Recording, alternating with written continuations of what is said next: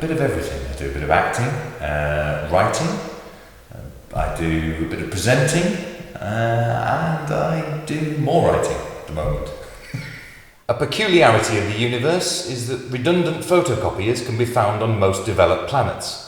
For some unfathomable reason, the cosmos finds it difficult to dispose of old photocopiers. Elderly machines that don't get smashed up through natural disaster or criminal damage simply hang about. Oddly, not always in the same place they were left. So this year I've launched my first novel, which is here, which is Kelso Pax and the Spear of Destiny, which is a science fiction adventure story. And also this year I've got a play which is a completely different genre. It's just a comedy after the Victoria Wood style, following the lives of two middle-aged women. So my debut novel is Kelso Pax and the Spear of Destiny, and the main character is Kelso Pax, who is an adventurer. He's in the Guild of Adventurers. So it's very much a kind of an old gentleman's club for adventuring that he's the young and annoying kind of new recruit into, and he doesn't really fit with that kind of old gentleman's club sort of ethos that they have.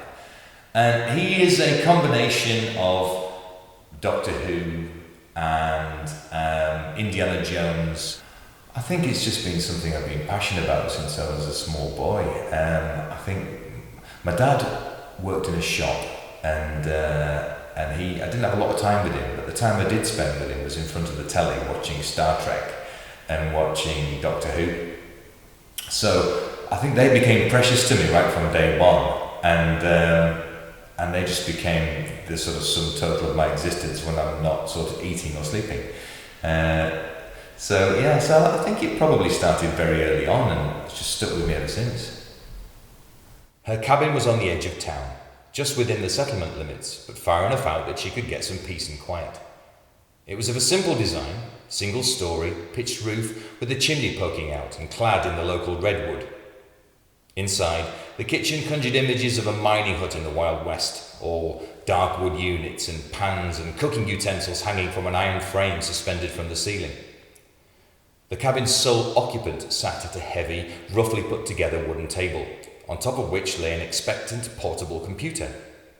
On its screen, a forlorn, half-written sentence waited at the top of an otherwise empty text file.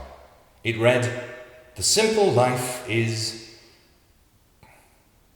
Next to the computer, the author of the attempted sentence had her head on the desk and was in a state of semi-consciousness. A half-empty bottle of evil-smelling local alcoholic brew completed this sad little picture of extreme writer's block. I think the challenge is its location, just in terms of the infrastructure that's there to support writers. It sounds a bit strange because you think you should be able to write anywhere, but I think you're a long way from that sort of central kind of London kind of life where there's lots of authors maybe in close proximity all kind of sharing ideas and things like that. But there is the opportunities, there is a lively creative community in this area, and once you access it, it's a wealth of interest and motivation as well. I just went to a Poets Out Loud event in Cockermouth a couple of weeks ago, and there's people from Maryport kind of gravitating to that as well. And you just got to kind of go out and find these things, and they're there, and it's tremendous. And Maryport's it's the kind of place that's got such a rich history. It's got a rich kind of but challenging history. It's found it tough, since very early on in the Industrial Revolution, and that brings a wealth of opportunities and storytelling opportunities, I think.